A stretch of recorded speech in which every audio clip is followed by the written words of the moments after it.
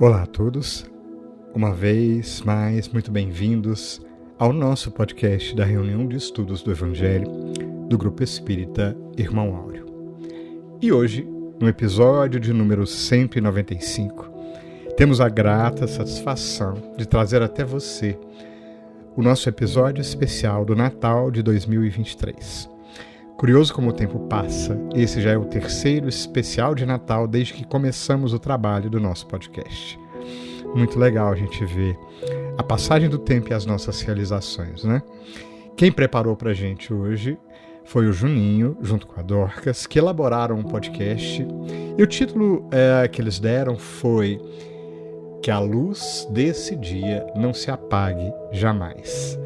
Não vou dar spoiler, apenas vou chamar a atenção que é um episódio muito bem preparado, estruturado, estudado. Daqui a pouquinho ouviremos juntos. Chama a atenção porque a bibliografia é extensa, né? Então eu recomendo que você vá nos comentários, olhe os links, separamos todos os links para você poder consultar. E eu vou apenas citar uma frase da bibliografia que o Juninho colocou, que está na Revista Espírita de 1869, na publicação de junho de 69, numa dissertação espírita, mensagem do próprio Allan Kardec. Eu vou destacar uma frase que me chamou bastante atenção do próprio codificador, quando ele diz assim: o que vos recomendo principalmente e antes de tudo é a tolerância, a afeição, a simpatia de uns para com os outros e também para com os incrédulos. Frase do próprio Allan Kardec, só para dar um gostinho do que vem por aí. Daqui a pouquinho a gente vai ouvir o Juninho nesse episódio todo especial. Lembramos que, por ser próximo da véspera de Natal, teremos apenas o nosso podcast. Não teremos a nossa live nem nesse final de semana, próximo do Natal, nem na próxima semana, proximidade do Ano Novo, onde traremos também o nosso podcast especial de virada do ano aí. Então, a gente aguarda de coração. Como sempre, no final desse nosso podcast, teremos, a título da nossa prece, te convidamos a estar com a gente em mais uma poesia e uma reflexão lindíssima proposta pela poetisa Maria Dolores, que nos acompanha sempre também nesses instantes. Queremos, sobretudo, deixar a você que nos ouve o nosso abraço afetuoso nas nossas reflexões de Natal e queremos agradecer de coração e convidar você para as nossas vibrações a todos que contribuíram para mais um ano desse nosso trabalho de divulgação do bem. Te convidamos a estar conosco, a permanecer e a divulgar esse nosso trabalho. Por fim, pela penúltima vez nesse nosso ano, repetimos o convite carinhoso de sempre. Vamos ouvir?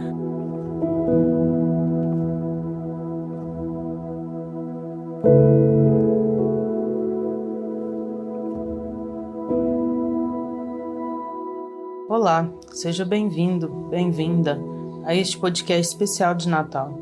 Neste dia em que nos preparamos para comemorar esta data tão emblemática e carregada de significados e sentimentos. Cada um passa por este dia de uma forma. Uns reúnem a família, outros os amigos. Há aqueles que preferem se manter discretos, em casa.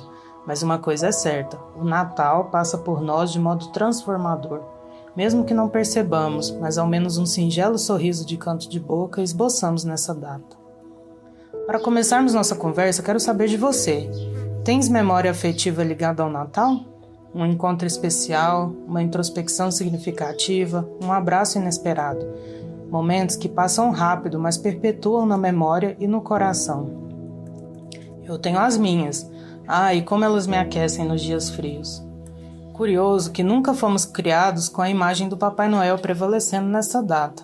Em casa, sempre a figura de Jesus e seu nascimento prevaleceu, mesmo que ainda não tivéssemos o entendimento de sua importância. A origem da lenda do Papai Noel não é um consenso. Acredita-se, no entanto, que a figura tenha sido inspirada em São Nicolau, bispo nascido no século III na Grécia Antiga, que tinha o hábito de distribuir moedas de ouro para os mais pobres. A imagem do bom velhinho, como conhecemos hoje, com roupas vermelhas, barba branca e um barrigão, foi criada há pouco tempo, no século XX, e logo se popularizou em todo o Ocidente, tornando um dos principais símbolos do Natal, especialmente entre as crianças. A figura do Papai Noel evoca a ideia de estrutura parental, e ainda se questiona se sua influência sobre as crianças e sobre o dia do Natal é positiva. Quanto a isso, a psicóloga Tânia Ramos Fortuna, professora de Psicologia da Educação na Universidade Federal do Rio Grande do Sul, comenta que esta relação de filiação é muito interessante, evoca a ideia de que somos todos irmãos, favorecendo um vínculo mais afetuoso e próximo com o outro, mesmo que ele seja um estranho. Nos dias de hoje, alimentar esse tipo de sentimento é muito positivo. Porém, para que a fantasia seja realmente associada a essa ideia, é preciso que os pais evidenciem tal característica. O exemplo, em qualquer relação de inspiração, é fundamental para que a teoria se consolide na prática. A fala de Tânia nos apresenta a face de modelo do Papai Noel. Mas como ser modelo se apresentando apenas uma vez ao ano? Como ser modelo, posando para a foto, sorridente, sendo que no mundo encontraremos aflições? O que farei na aflição, Papai Noel? É necessário substância para preencher as lacunas que essa ideia material de inspiração natalina nos oferece. Falemos de Jesus, então. O Evangelho de Mateus, no capítulo 1, versículos 18 a 25, nos conta como ocorreu a anunciação do nascimento do Cristo, dizendo: Eis que em um sonho apareceu-lhe um anjo do Senhor, dizendo: José, filho de Davi, não temas receber Maria, tua mulher, pois o que nela foi gerado vem do Espírito Santo. Ela dará à luz a um filho e o chamarás pelo nome de Jesus, pois ele salvará o seu povo dos seus pecados. A vinda de Jesus foi um evento cósmico planejado à custa de recursos incalculáveis e dedicação dos espíritos superiores. Assim nos conta Emmanuel na obra Caminho da Luz. As legiões magnânimas do Cristo aprestam-se para as últimas preparações de seus gloriosos caminhos na face do mundo. O Evangelho deveria chegar como a mensagem eterna do amor, da luz e da verdade para todos os seres. E complementa: a lição do Salvador deveria agora resplandecer para os homens, controlando-lhes a liberdade com a exemplificação perfeita do amor. Exemplificar ou explicar por meio de exemplos é fundamental para que o conhecimento se consolide na mente do ser. Na Revista Espírita de junho de 1869, temos registrado uma mensagem de Allan Kardec recebida em 30 de abril de 1869 na Sociedade de Paris, onde o trecho nos diz: as brochuras, os jornais, os livros, as publicações de toda sorte são meios poderosos de introduzir a luz por toda a parte.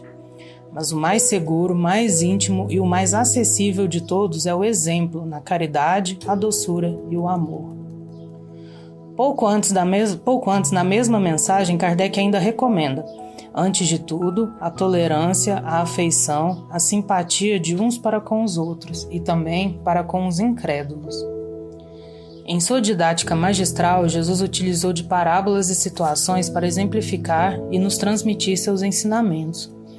No Evangelho de Lucas, capítulo 22, versículos 47 a 53, temos o relato da prisão de Jesus, onde um dos seus corta a orelha de um dos servos do sumo sacerdote com uma espada. Em resposta a esta ação, relata Lucas: em resposta, disse Jesus: permitam até isso, e tocando-lhe a orelha, o curou. Neste ato, o Mestre nos ensina a tolerância e a calma frente ao tumulto e às injustiças, frente às ações prematuras dos incrédulos da época, aqueles que o queriam ver preso. Joana de Ângeles, na obra Jesus e o Evangelho à Luz da Psicologia Profunda, nos diz que Jesus trazia uma nova versão da realidade, centrada no ser imortal, procedente do mundo espiritual e a ele volvendo, o que alterava a estrutura da justiça, que não mais deveria ser punitiva destrutiva, mas educativa reabilitadora. Ao refletir nas palavras da mentora, entendemos que para a renovação do ser é necessário que a razão sobreponha o impulso, trazendo para si novos entendimentos da realidade. Ao nos ensinar a oração do Pai Nosso, registrada em Mateus 6, versículos 9 a 13, Jesus nos ensinou que somos todos irmãos, filhos do mesmo Pai, numa grande família universal. Assim, é de conhecimento que todos temos responsabilidade uns para com os outros na caminhada do progresso moral. O Evangelho segundo o Espiritismo, no capítulo 12, Amai os vossos inimigos, nos diz que, se o amor do próximo constitui o princípio da caridade, amar os inimigos é a mais sublime aplicação deste princípio. Estamos nos preparando para este desafio? A prisão de Jesus também segue registrada em Marcos 14, versículos 43 a 52, que relata uma fala adicional, onde Jesus diz aos seus algozes: diariamente eu estava convosco, ensinando no templo e não me agarrastes, mas aconteceu para que se cumprissem as Escrituras. Nessa fala, Jesus exemplifica a resignação necessária para se cumprir a boa obra. Jesus também nos exemplifica o poder da fé, num episódio muito emblemático, que é quando Jesus caminha sobre as águas, conforme está registrado em Mateus 14, versículos 22 a 33, que diz: na quarta vigília da noite, Jesus dirigiu-se a eles caminhando sobre o mar. Os discípulos, vendo-o caminhando sobre o mar, ficaram perturbados e diziam: é um fantasma, e gritaram de medo. Mas prontamente Jesus disse-lhes: animai-vos, sou eu, não temais. Em resposta, Pedro disse: Senhor, se és tu, ordena-me ir a ti, sobre as águas. E dirigiu-se a Jesus. Porém, depois de ter visto o vento forte, ter medo, e começando a afundar, gritou dizendo: Senhor, salva-me. Imediatamente, estendendo a mão, Jesus o segurou e disse: homem de pouca fé, por que duvidaste? Ao subirem no barco, amainou o vento, e os que estavam no barco reverenciaram, dizendo: verdadeiramente és filho de Deus. A fé é um componente fundamental na nossa caminhada e precisa estar alicerçada para não ruir frente às provas, como ilustrado por Pedro. O Evangelho segundo o Espiritismo, no capítulo 19, A Fé Transporta Montanhas, nos diz que, inspiração divina, a fé desperta todos os instintos nobres que encaminham o homem para o bem. É a base da regeneração. É preciso, pois, que esta base seja forte e durável, porquanto, se a mais ligeira dúvida a abalar, que será do edifício que sobre ela construirdes? E completa nos lembrando que a fé real deve ser raciocinada, quando diz: tende, pois, a fé como o que ela contém de belo e de bom, com a sua pureza, com a sua racionalidade. Não admitais a fé sem comprovação, cega filha da cegueira. Amai a Deus, mas sabendo por que o amais. Crede nas suas promessas, mas sabendo por que acreditais nelas.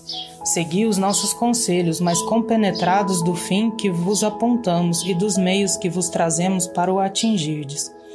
Crede e esperai sem desfalecimento. Os milagres são obras da fé.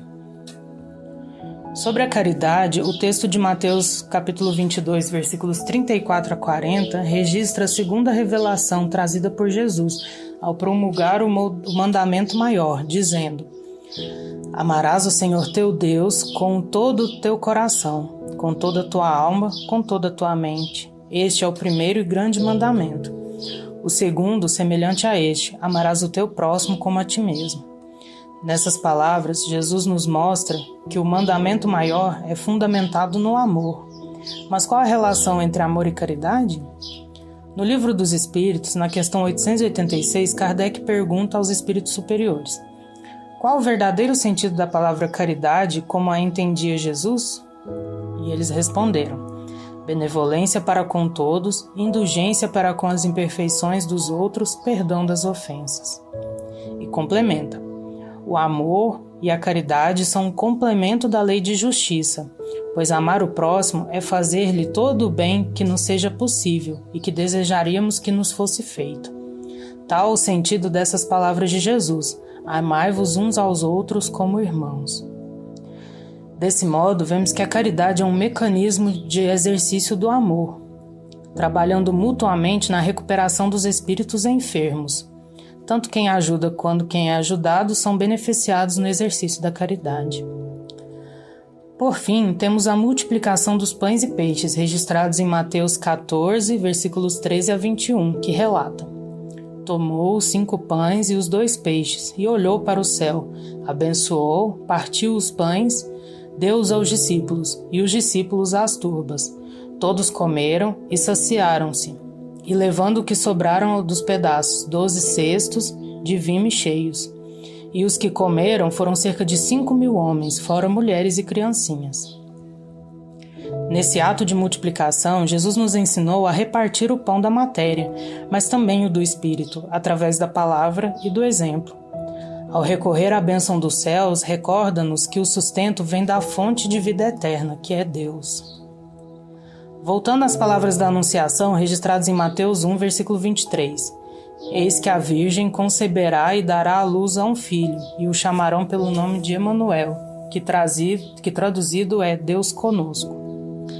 Os exemplos pensados hoje foram apenas alguns dos inúmeros ensinamentos que Jesus nos deixa e nos quais ele nos ensina que estamos com Deus quando estamos com o nosso próximo, compartilhando o que temos, sendo tolerantes, impulsionando os que necessitam de auxílio e também sendo auxiliados, como família universal que somos.